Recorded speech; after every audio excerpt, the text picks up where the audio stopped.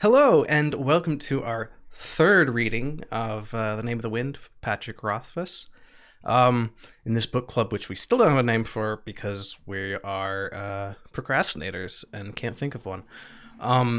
Today we're going to be discussing chapters 42 through 61, and then we're going to be having our typical discussion at the end and figuring out what we're going to read next. So, yeah, have fun. Enjoy. Cool.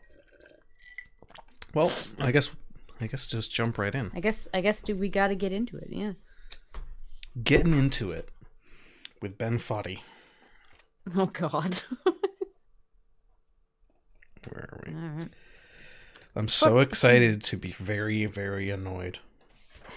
Yeah, there's some moments. I quite like this section, but there are a lot of iffy moments. Did you find the exact one that I was? Oh, I read it on Discord.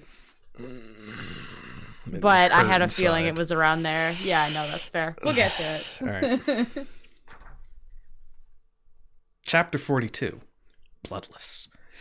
So Kvoth is caught using Nalroot, which and I should specify in these descriptions they are train of thought, and I will read them as they're written because so just so you know. Enjoy. So, yeah. Kvoth is caught using Nalroot, no consequences, and is stitched up without anesthetic. He doesn't bleed, and a girl tells him he has nice skin. Yep. That's a good summary. I liked when the young woman was like kind of stitching him up. You got nice skin. She's like, "Wow, such nice skin." And then the master's like, "Oh my God, this is a medical area. You can't say that." She's like, "No, it's like super nice. Like it's like healthy skin." And he's like, "Oh, thanks." Like, can I have some? Can I have your skin? Let me touch your skin. Let me eat your bones.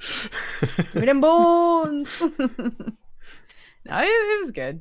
But no, the whole time I just kept thinking of him explaining the effects of the Nalroot and then why he didn't bleed. All I could fucking think of the whole time was just the fucking scene from, I think it's Dodgeball or I don't remember, but it's the nobody makes me bleed my own blood. I haven't actually seen that. I think it's Dodgeball. I don't remember, but anyway, just in my head. Yeah, that chapter for me was just another chapter. Nothing stuck out. Although I will say I was annoyed by the fact that he does yet another thing that no one's ever thought of before, and he has no consequences from it. Like, I mean, he's doped up as all hell for the next chapter, but yeah. So until next chapter, then he has consequences. Yeah. So I did write that a little prematurely. But that does seem, I'm constantly annoyed that he's just like, la-di-da-di-da, I invented a new technique of doing things that's actually really obvious, but nobody somehow ever thought of it before, and also no consequences for it, and I'm the best.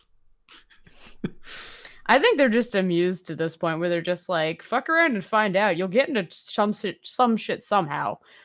It's not going to be this one because this is funny, but it's just constantly that. Like, they're just amused by him. I think the problem with it isn't, I mean, it's Mary Sue, whatever, who cares, but what's the problem I have is that when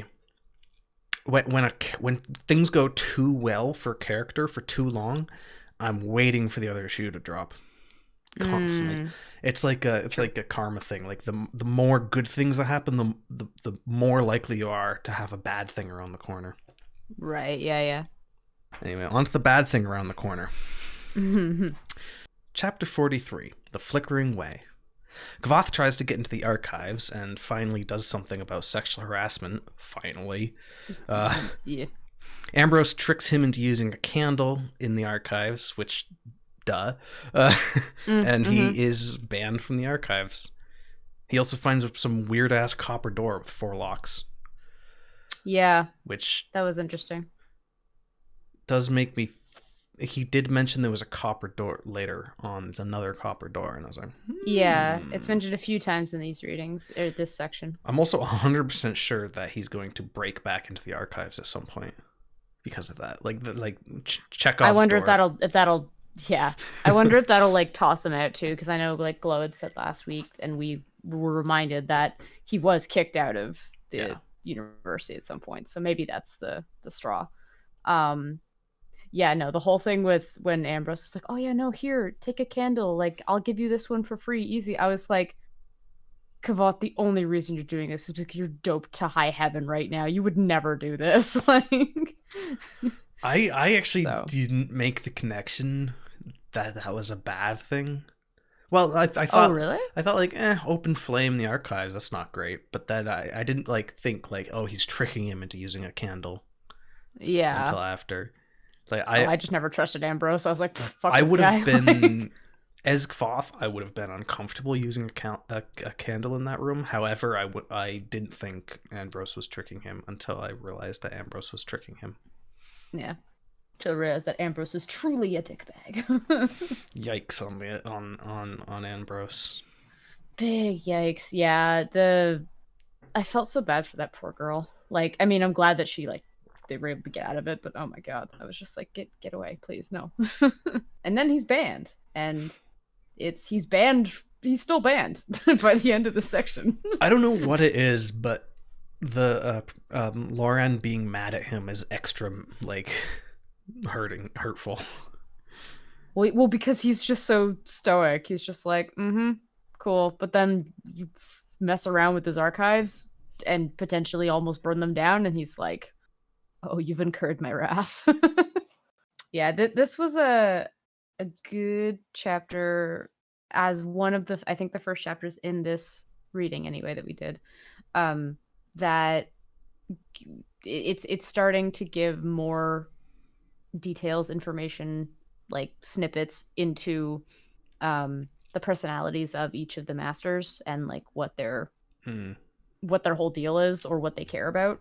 Because like that was my issue with the last time we read, where it was like it named a bunch of names, and I got a handle on like we had some conversations with Lauren, so I got a little bit more there. But for the most part, it was like, and this is the master of naming, and this is the master of artificing and all that. And I'm like, and this is the weirdo guy we don't talk about.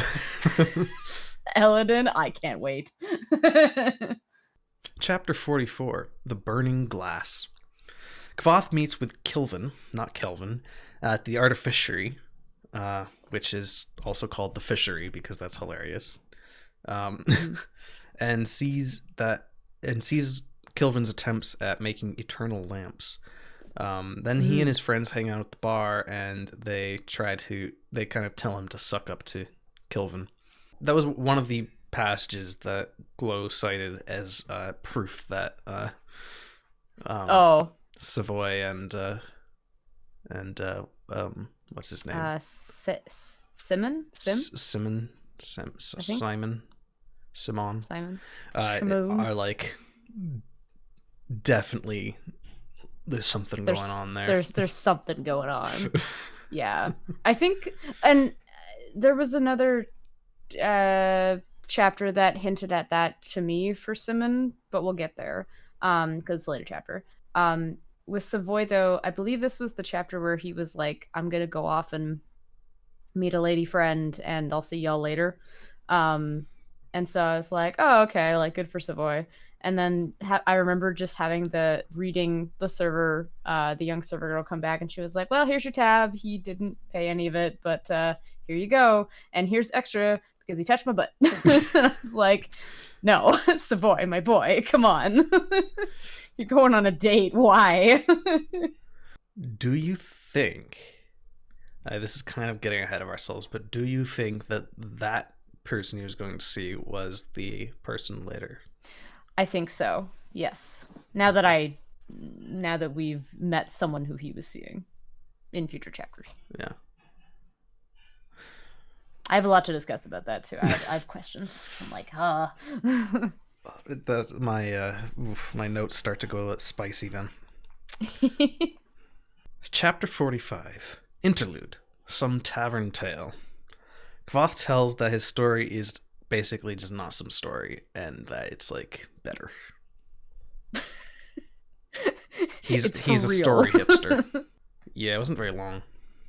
Yeah, there were a few very short chapters here. Yeah, he just kind of goes more into what he's talking. Like he got a little bit into like his emotions and like what he felt when he was there. I don't think I really had anything else to say about it because it was just like a little. I intentionally wrote a very short sentence because I thought, man, this doesn't require a lot of thought. Yeah, it's fair. Yeah, whenever an interlude comes up and if I'm doing notes, I'm like, oh yeah, one sentence, let's go. Usually they're not long. One of them was like less than a page, and I actually wrote more than that, complaining about the fact that it was less than a page. That's fair. Chapter 46. The Ever-Changing Wind. This is a good one. Kvoth tells Eladin, who is basically find out is a crazy asshole, and he's also the namer person, to let him study. The master namer.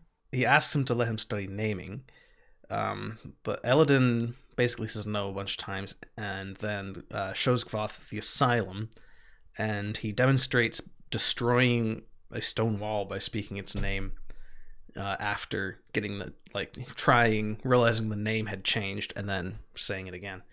And then he tells Kvoth to jump off a balcony, and Kvoth's like, all right, and he jumps off the balcony and breaks all his ribs. And then Eladin says, no, I'm not going to teach you, you're a reckless idiot. I really enjoyed this chapter for a lot of different reasons. One of the lines there's a couple lines that stood out to me, I think, but like in terms of just, I had to reread them because they amused me so much. But one of them was when Kvoth is going to he's walking alongside Eladin, and he's kind of like waiting for him to like tell him to do something, but he's trying not to give in, ask questions. So he's like walking with him, and eventually he's like, why won't you teach me? Eladin's like, you do not have the testicular fortitude to learn under me. And I went, God damn, boy, okay. So that was amusing. I was like, ooh, I'm gonna like Eladin. And then what the interesting thing I found was them going through Haven, and like obviously like he, he's kind of known there, and he was like, I have like he seems to be like he's looking after a specific person. Well, he's from the asylum because he was there for many years. But there was I believe he was an arcanist that they found. He was in a padded room, and he like was like, oh, like he was just terrified, like he was like clutching his body, and actually he was in the corner. Full on crazy. Yeah.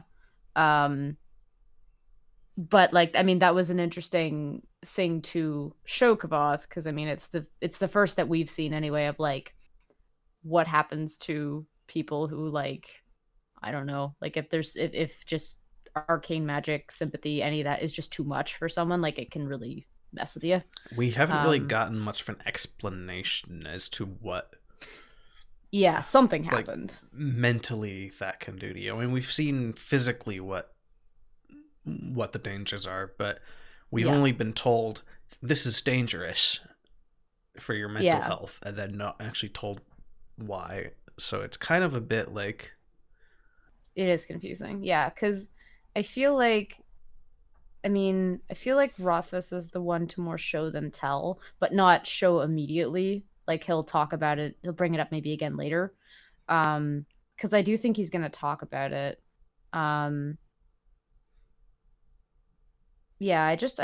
wondered about like what it would mean to like what would be the cause of it. I was like, oh, is it something where like, I don't know, maybe people try to, like, I was trying to think of like, was there a mental strain that could come from, I mean, literally they just do it too much and they're too stressed, maybe maybe it's affecting, like, maybe it could be something physical, like affecting blood flow to the brain as well, because like there is the example later of like using your own body heat to heat up something, and that fucks with your body temperature. if you link your brain to your I don't know. I will hook up my brain To a and book. link it to this tree. Link it to a book. There you go. Yeah. The book that is the answer to life, the universe, and everything. Yeah. Yeah, it's That's too much. That's how sympathy Too much works. knowledge. We sort of discussed this earlier, but with the rock wall that he destroys, he says the name. Yeah, he says like stone or something. Yeah. Which is dumb. Yeah, in the chapter, in this one, yeah. But then it doesn't work, and he goes closer to it, and he like listens to it or something. I don't know. It touches it. Yeah, And then he says, "Oh, they changed it." Yeah. And he says a different word, and it falls apart. And he remarks the fact that the copper lining that they'd put in it was new. So yeah, that gives me two thoughts. One, they can change. The names of things can change, which makes what Voth did even more stupid. But also, what makes them change? And I'm wondering if they just change, or it's because they put the copper in it, so it wasn't quite the same. So he had to figure out the name again. I took that when he was noticing the copper lining. I took that as like they did something to the stone to actually insert it in. I assume that's what they did, but I don't know. Like, could something like, I don't know, if something like rusts over or something, does that change it? I would Does assume wear so. do anything? Yeah. Like, So that's stone really doesn't. Stone's pretty solid and static. I mean, it does really, really slowly, but it does. It just it's so slowly that it wouldn't be noticeable. So right. I would imagine something like rust would. I really like this chapter for getting more into Elodin's character, and also just the idea that the names of things can change. I thought that was neat, and I thought it was fucking hysterical that Kvoth just the whole time is like, I could tell that Elodin was on the cusp of taking me on as a student. I knew that I had him in my hands, and so he's like, "What can I do to make you accept me as a student?" He goes, "Jump off the roof." And Kavoth just fucking stares at him and leaps, and he's just like, yeets. he just yeets, and then he goes, and I felt like I was floating on air, and I went, "Oh shit," because he said like Elodin raised his hand a little bit, but then he just fucking lands on the ground and breaks his ribs in his neck, and he goes, "Oh, the pain was unbearable." And that was when I decided I would study under Master Kilvin, the other guy. And I don't think we've even talked to Elodin since. No, I'm pretty sure he's just doing his own thing. I do wonder whether that's a bait, like a full-on bait and switch. Like, I think so. Like, we're never gonna see him again. Like, that's oh my pointless. God, he would kill me. That'd be so funny. That'd be great. I fully expect that at this point from Rothfuss, because there's been so many chapters where we're introduced by name to a character and we never see them again. At least not yet. Well, at least one at a time. Yeah, it's true. Well, because I would say the Caravan husband and wife duo, haven't seen them since. Don't think we will, but them. And then also the father, I think, and the son in Tarbean, like, to have the farm, like, they were named, and then they oh yeah, Jake, never seen again. Is it Jake? Yeah Jake and Jerry. Seth and Jake. Chapter 47, Barbs. Kvoth goes about his first term, and he starts spreading crazy rumors about himself because it's fun.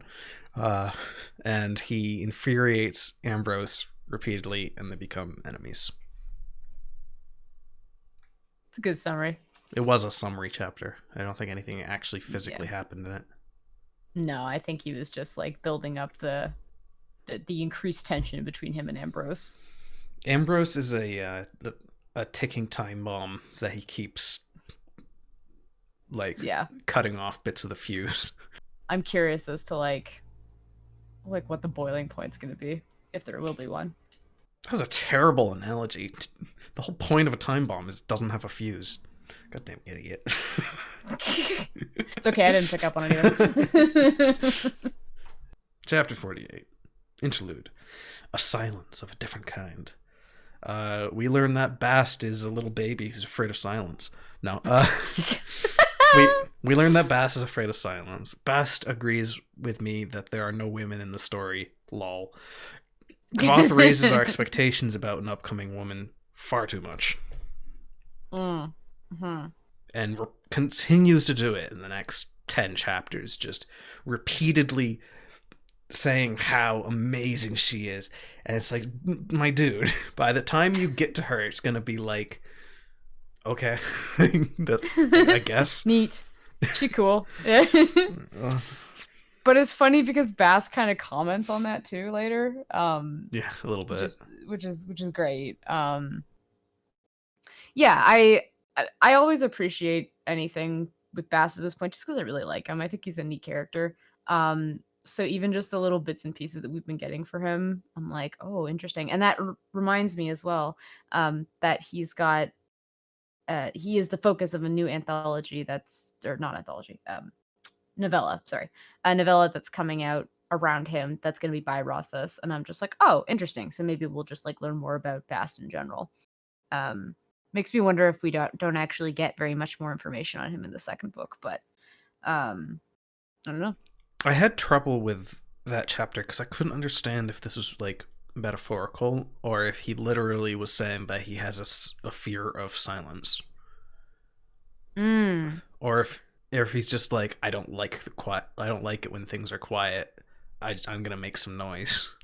Yeah, because it sounded like when Rothfuss was describing it that the silence was a force, like it was a weight that he could sense around Kvoth, and that made him very uneasy because he was like, or like it coiled around him, like he was describing it physically.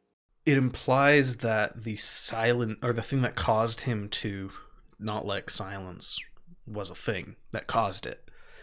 Like an like event a trauma or something. Trauma. Yeah. I wondered about that. Like maybe it's something from his past. That's what I was before he met Kvoth. Thinking maybe. I don't know. Mm-hmm. So I wasn't I'd agree quite with that. sure there what was going on. Mm-hmm. I think I wonder if it has something maybe even to do with remember in the first reading we did for this book where Kvoth was in his bedroom around and he was looking at the chest with the mini locks. The box. Yeah, which we still don't know what that is about, but random box and a sword. Yeah, but it like. Do you remember the sword's name? The description of him looking at it, like it was heavy. It like aged him, maybe physically, maybe just mentally. It was a force when that he made him uncomfortable. Oh, I understood that as it made him feel older. Like it's like like repressed emotions coming back up, kind of.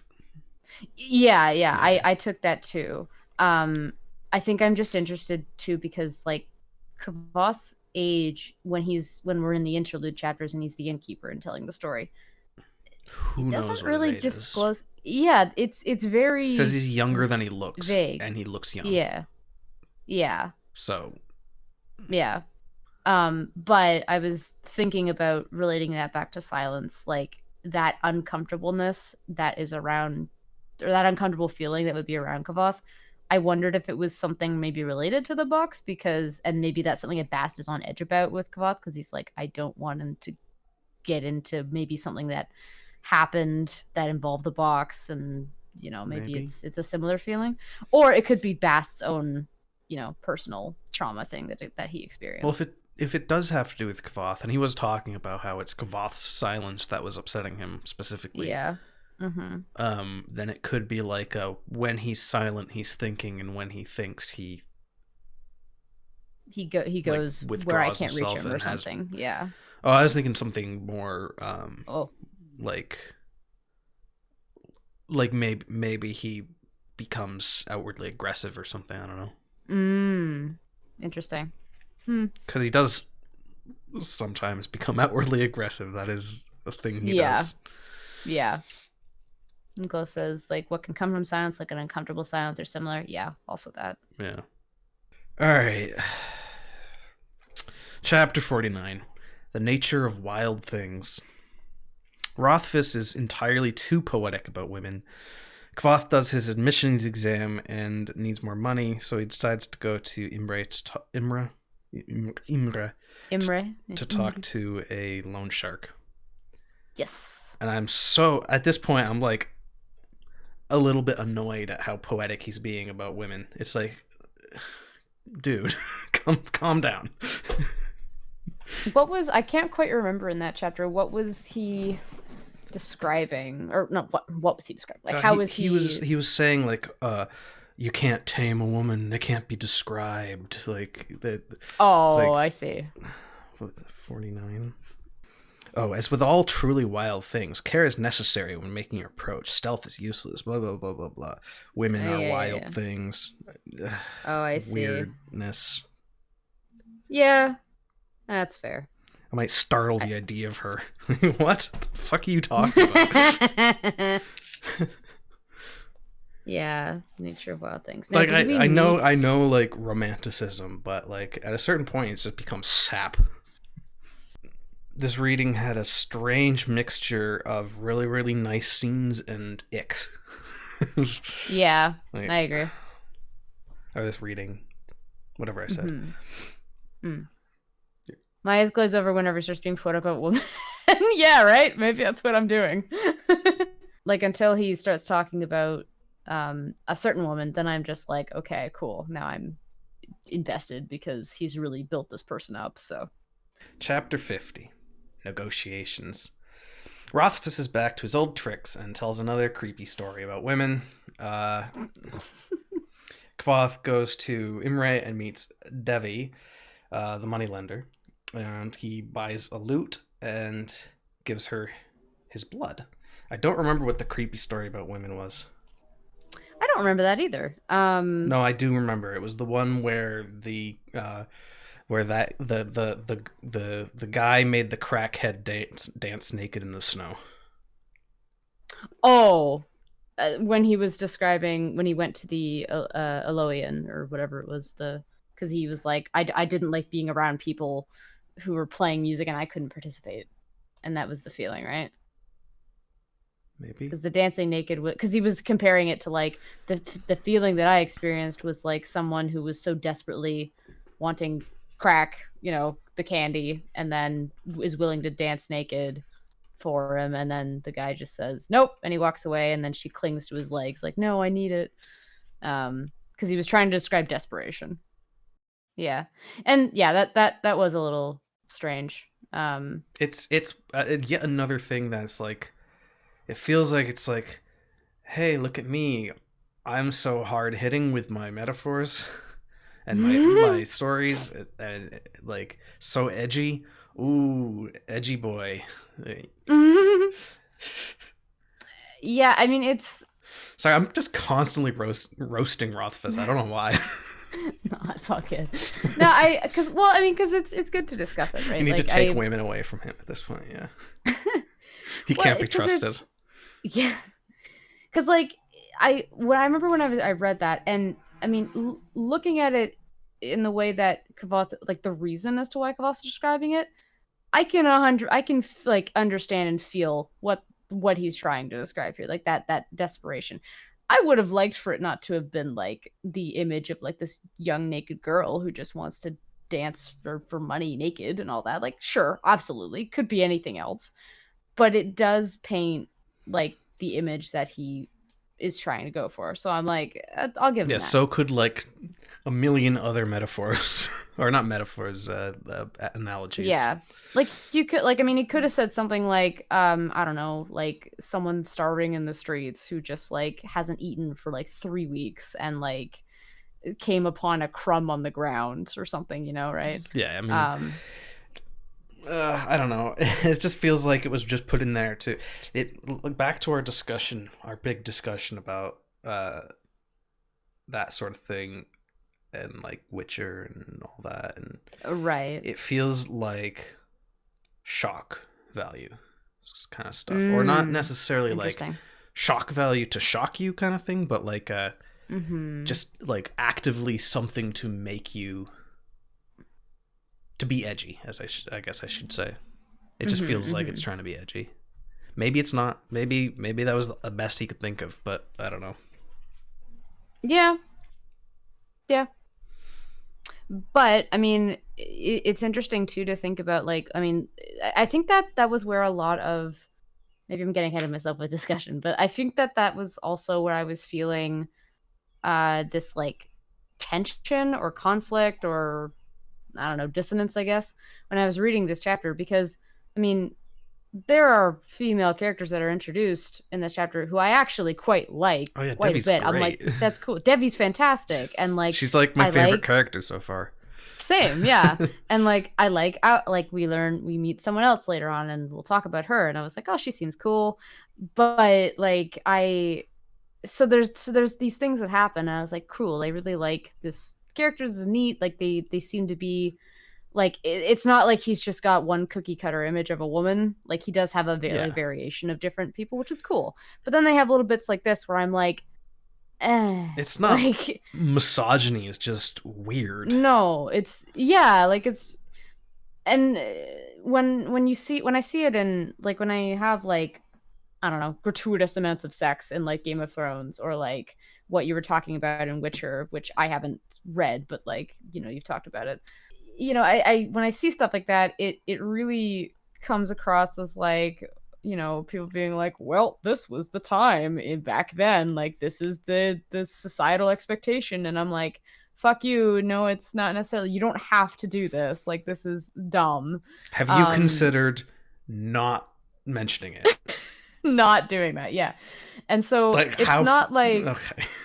Yeah, and it's not like I would consider this book very different from that, in that I don't get that sense, but it does have these weird instances where these little things will pop up, and I'm like, I don't know why. Like it could have been something else. I can talk about this later, but there's points where just weird shit like that comes up, and it just makes me feel gross, and I have to stop reading. It kind of takes you out of it too, right? It takes me out of it. Makes me think about the fact that Rothfuss wrote that. Well, and it might, I mean, Glow and I were even talking about this before, right? Like half joking, sometimes we just kind of skim over those bits because we're just like, all right, cool, whatever, moving on to the story, because we don't actually care that much. Like it just blocks it out, which is just fascinating to me, just because I know so many people, every single person who I've talked to about this book has been like, it is exceptional, you have to read it, and I am enjoying it. I am still absolutely enjoying it. It's very unique. It's just, yeah, and it's just, I'm just shocked that this hasn't been brought up, and maybe we're analyzing it more because book club, but I mean, not necessarily because other people are reading with us, but they don't add anything. Yeah, like it could have been something else. The fact that we're able to do that and it doesn't alter the story at all. Yeah, the fact that we're able to be like, skim, okay, cool. It just I don't know, those things can affect me, and it's like, no, I fully agree. It wasn't really affecting me when we started reading. It was affecting you. I think you were bringing it up more so, and I was like, oh, I don't know, you know, whatever. And then the more I read it, I'm just like, oh yeah, it's right there. Like, But I also really wanted to talk about Devi in this chapter because goddamn, do I love her. She's great. She's fantastic. I don't know if this is how I'm supposed to picture her, but I picture her kind of like Queenie from the Fantastic Beasts. That's the picture in my head. Queenie. I'd have to look her up. I also like, she gave off the feeling of like, maybe because I think she had some like, did she have mushrooms in her face? I think she did, but it was maybe. Very like how do I describe it? Like disheveled hair, maybe a lot of freckles or something, and just very like, she has it all figured out. Like for like people come to her, she's and they way want too she's old like, for her age. Yeah, she's in her like well adjusted. 20s? Yeah, I can't remember. Yeah, she's a bit older than him. She's older than Kavoth. I don't know if he ever says exactly how old. Right. But it feels like she's 100%. an adult, even though she doesn't, like, my picture of her is not an adult. I'm picturing, like, a somewhat younger child, but in a business job. like Yeah. some sort of discrepancy there. Yeah. And I like to I was happy as well when well, so for the chapter, Yeah, he's for the most 15. part, like she Kavoth is very much like, no, I'm not gonna take your deal. I'll be on my way. Goodbye. And then he goes and like finds the loot in the pawn shop, and Mhm. he's just like, oh, I'll go for this. And then he has the plan to be like, oh, I'm gonna play. Like I'm gonna have a seat at the Aeolian, and I'm gonna earn my money that way, and then I'll go back, and when I can, I will pay back her. So I was hoping, like when he left, I was like, oh god, I hope it's not going to be one of those like he slights her and then like it's going to come back to bite him in the ass or something. I'm glad that they actually just remain on No, a she's chill. good friendly level. Yeah, like to the point where she was like, yeah, play me something cool. I'm like, and he's like, yeah, sure. And she she explains the blood thing, and I thought it was so funny when she was just like, he was like, oh well, like what if, have you ever had someone like not follow through with what they would owe you back, and or like has someone ratted you out for the blood thing or whatever? And she was like, yeah, no, they took it, some guy took it to the authorities once, and they came by here, and they found nothing. And then he came forward and said that he lied about the whole thing, and then he got some charges, and I'm like, damn girl, what did you do? I guess she just, And she was a former Arcanist too. I don't know, So that was neat. it seems like she's said this, but it feels like it as well, that it's just her job. Yeah, Like she's like, yep, like she, I don't have any connection, this is just business. Yeah. It's like even with the blood, it's like you could do terrible things with this, but she's like, nah, just sell it to someone. Yeah. Yeah. Which is scary enough. Like, just Yeah. I'm not gonna do Yeah, anything like, with it. It's just if yeah, she doesn't have any malice. She's like, all right, well, you can be someone else's problem, and they can maybe control you. Sorry, bye. Yeah, no, I She's a really debt like her. broker. She's, yeah, yeah. I thought that was a fun chapter for her. Chapter 51, Tar and Tin. Kvoth starts to learn sympathy, and he goes to play his lute in a hidden courtyard place, and he finds a hidden grate, which seems like somebody's like opening and running away. And then he starts to learn more what's the word? Artificery stuff.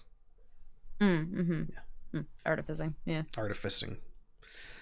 Artifizy sodas. Artifizy lifting drinks. You stole fizzy lifting drinks! You Stole! lose! Good day, sir. I said good day! Again, I think this was a good kind of build-up chapter, because I mean he's preparing for the to audition. To play there. There's too many It's like Elodin, Aeolian. Elosian, Eolian.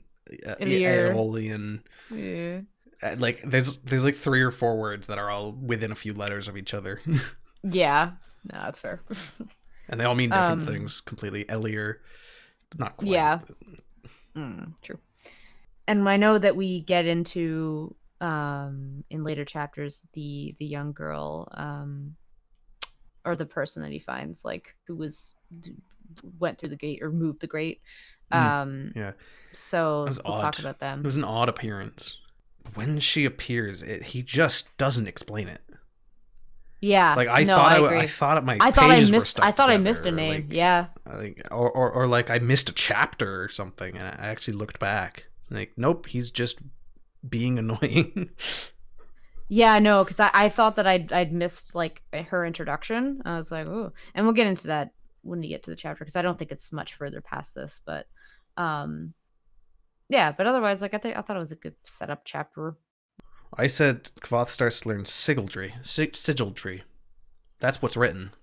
I don't know how I did that. Oh, Fair enough. I mean, Sigildry is Sigildry. part of that. Yeah, because Sigildry, right? Because that's the rune. I said thing. sympathy. Okay, so I wasn't that far off.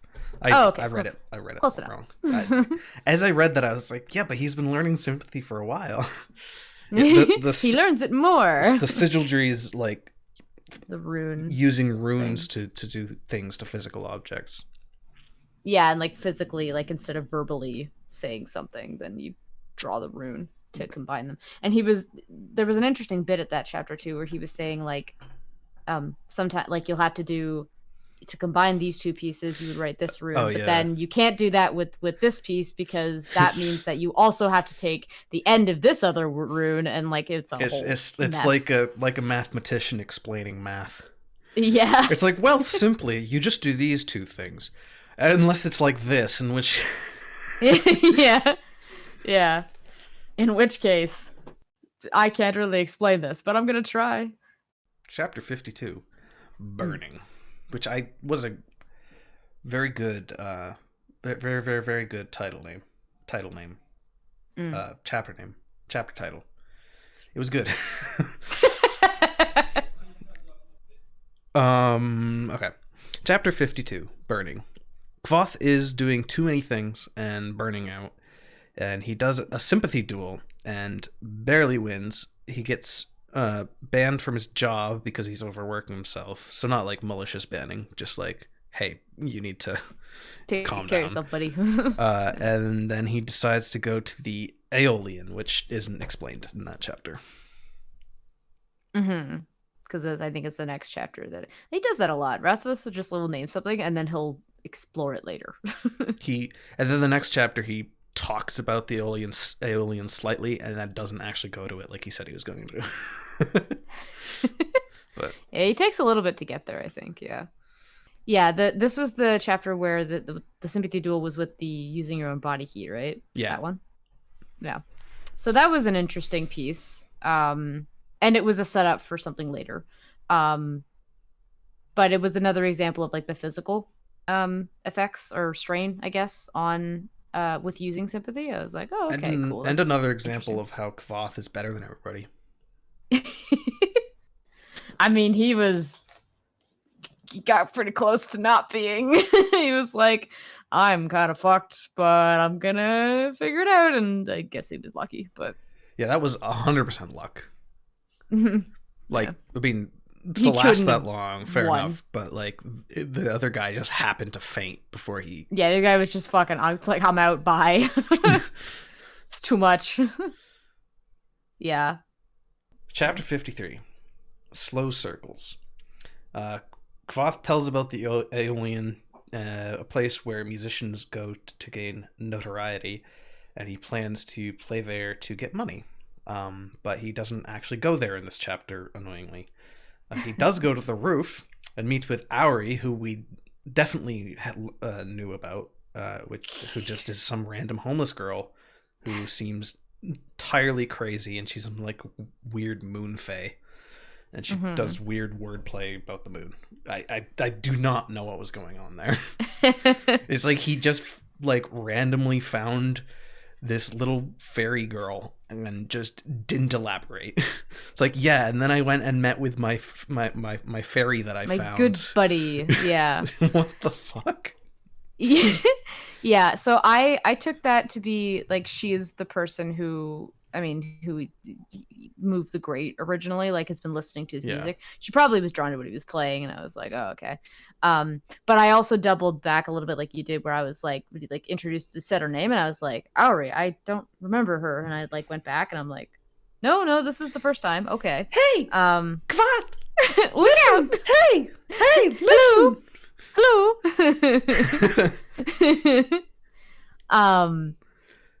Yeah, no, I liked her. What I was actually having issue with was actually just like picturing her, because she was like she was close to Kvothe. She was not far off from Kvothe's stage, but she acted like a child, but then didn't speak like a child. And he said her hair was like wispy, long. Like super wispy, which is weird. That's like what you expect to see on like a dead or ill person. Yeah. And maybe that's part of it. Maybe she looks like maybe she's malnourished or something. Maybe. But or like a small child. Like the whole time all I could picture her was like a small child of like 6 or something, and she had and I could see like long wispy like blonde hair that was Mhm. like almost platinum. I don't know why that image it came to me, but I just couldn't get it out of my head. But I was like, but she's not young. Like she's older because she's speaking in sentences that are past that, like older. Maybe she's a spirit. I don't know. Yeah, that's what I was Yeah, thinking. She's like some sort maybe. of supernatural fae thing. Like, Yeah. I kept And the moon. I oh, keep sorry. picturing her as like a werewolf, but I think that's the moon thing playing tricks Probably. on me. And I wonder a bit too, like last reading we did when Corwin was in chat talking about it too, like he was bringing up like, oh, they mentioned the moon thing like super early, and I was like, yeah, because he mentions a few times of like he You would know, the steal moon the thing. moon We for know what you're this. talking about. Well, because like he mentions like early on, like I would steal the moon for this, you know, and they reference that a lot, and then He does then we reference have that her. a lot, yeah. And then we have Auri who comes in and she's like, "What did you get me?" And she brought it like it was something about like I brought you the moon in this bottle or something, which I assumed was like the reflection of the moon. Like if you look into it, you can like see light from it or something. But maybe I'm wrong. I thought they were doing a. Have you seen Sandman? No. There's a part in that when he has a word battle essentially with Lucifer, Mm. and they basically have to come up with things that can beat the other thing Mm. in words. And that's what that reminded me of. Like they were inventing things to almost interact with one another. Oh. Like she said, I already used the moon, or whatever. Yeah. Yeah. The whole thing felt like they had been known each other for years. But Yeah, like it was we've known her for less than a chapter, and he's known her for less than a month, or like maybe over a month. Yeah. Yeah. Right. So she brought him a key. She's like, I brought you a key. She said, proudly pressing it onto me. What does it unlock? The moon, she said, her expression grave. That's going to come back for something, I think. I thought I'm 100% sure that key goes to that copper door. Yeah. Is that the one in the archives you're talking about? Yeah. Or the one in... And I wonder if when she Haven. says that, he thinks she's making some weird-ass metaphor. But she's literally... There's something to do But maybe with the she moon knows... Yeah, maybe she knows about something there. Yeah. Maybe. Yeah.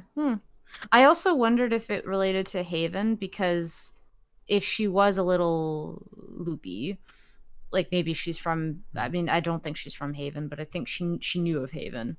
Little rat girl living in the sewers. Yeah. Because Illidan also had a door that was similar in his right space. Yeah. Although his didn't have 4 locks on it. No, that's true. Because she was like, yeah, like it'll be unlock the moon. That way, if there's a door on the moon, you can open it. Not that I would encourage that sort of reckless behavior. And then she gave him, or then he gives her a bottle of water. She said, what's in the water? Flowers, I said, and part of the moon that isn't in the sky tonight. I put that in there too. So maybe, I guess it wasn't a reflection. I thought that might have been what it had been. And then she said, I already said the moon, and there was that whole banter. So yeah, I was confused because I thought he was literally handing her a vase with flowers in it and saying, drink this. Oh no, it's a bottle of water. Yeah. Bottle of water. Although a bottle of water. Just flowers then. The shine off the back of a dragonfly. I wanted a piece of the moon, but blue dragonfly shine was as close as I could get. What the fuck does any of that mean? Yeah, like I'm just, it's interesting. Like He's I agree. Making a deal with a fae. Yeah, by not including his name. So I'm interested because I know that there's something here, but it felt like there's something that we missed because we didn't get her like proper, like this is her introduction, and I was like, oh, okay. And then we don't, like, that's her only chapter too. We don't really see her after that. My only guess is that it was intentionally confusing to make her seem more mysterious. Probably. That's my only guess as to why he would have written it that way. Mm-hmm. And that concludes the first part of our third reading. We will be covering chapters 54 to 61 in the next part, and we hope to see you there.